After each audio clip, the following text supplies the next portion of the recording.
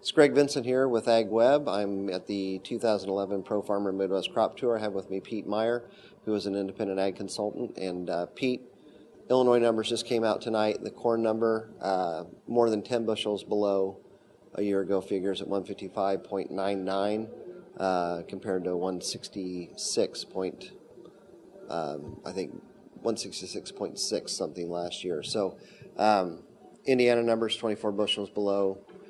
Ohio numbers not good. How desperate of a situation might we be in right now?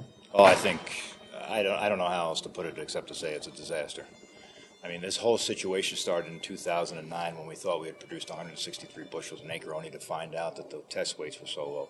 It was compounded last year by the fact that we had a very tough year, and the yields weren't there. We couldn't afford it. We need every bushel, and this is just it's much worse than I would have thought. I mean, the ramifications of this are so widespread that I really start to worry about it. This is not good for the U.S. farmer. It's not good. Never mind the U.S. consumer. It's just not good for the farmer. I want to get to that in a second, but I just want to ask: how do you know we're not getting caught up? As we all come on the tour, we see bad crops. How do you know we're not just getting caught up in the overenthusiasm of what we're seeing? I don't, when you come into a crop tour like this, I mean, last year I had high expectations and I left with very low expectations. This year I had low expectations and they're even lower expectations. I mean, I think that the difficulty this year was that nobody really knew what heat during pollination, what the effect was going to be of that. We knew, because we saw it last year, what heat during fill was going to end up. We saw it last year. Now you have heat during pollination. Do you have some pollination issues? Sure. The problem is that there are very short ears. A lot of the stuff was put in the mud, and you have blanks in there. The ear counts, everybody came into the crop tour thinking ear counts are going to be up. Ear counts are down.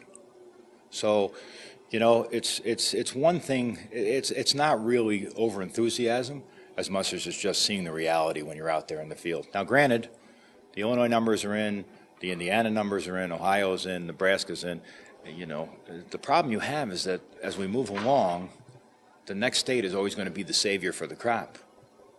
We're running out of states. We have Iowa to go and Minnesota to go, so a lot of pressure on Iowa and Minnesota. But you just mentioned it's not good for the U.S. farmer. We're looking at $7 corn right now, potentially $8, $9 corn. I don't know how high it can go, but I think everybody's universally agreed right now, seeing Indiana and Illinois, that we're going to go higher. How is that bad for the farmer?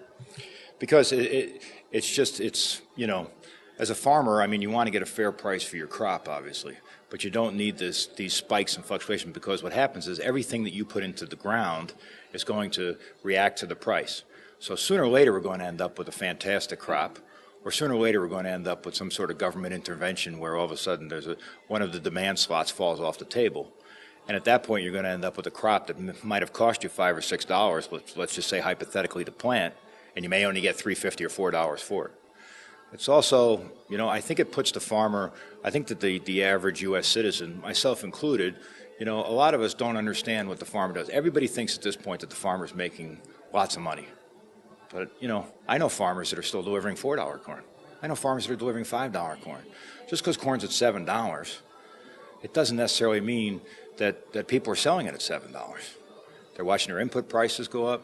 They're watching, the ramifications of it as well is that, food prices, I hate to even guess where food prices are going. And I'm not talking about just corn-based. I'm talking about every meat and protein source that we eat on a daily basis and we take for granted now is just going to jump in price. And the farmer's kind of stuck in the middle. The farmer wants to plant. The farmer wants to do things, but it's just the farmer has to manage the business as well.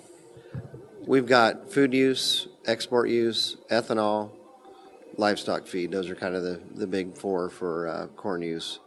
What's going to be the first to give? That's tough. I mean, initially you're going to see livestock feed go down just because of the drought in the southern states and the amount of cattle that have been sent to the slaughterhouse. I mean, that's very difficult. I mean, I think meat is cheap now. I think meat's probably going up 25% by next time this year. So that demand will be down, but sooner or later you have to rebuild the herd.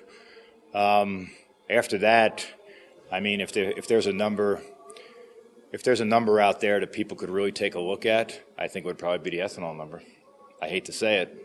I know ethanol is a strong product in this country, and we believe in energy independence. But are you going to give up energy independence for food security? I think you probably will. All right. Well, that's Pete Meyer, independent ag consultant. Thank you, Pete. Sure. My pleasure.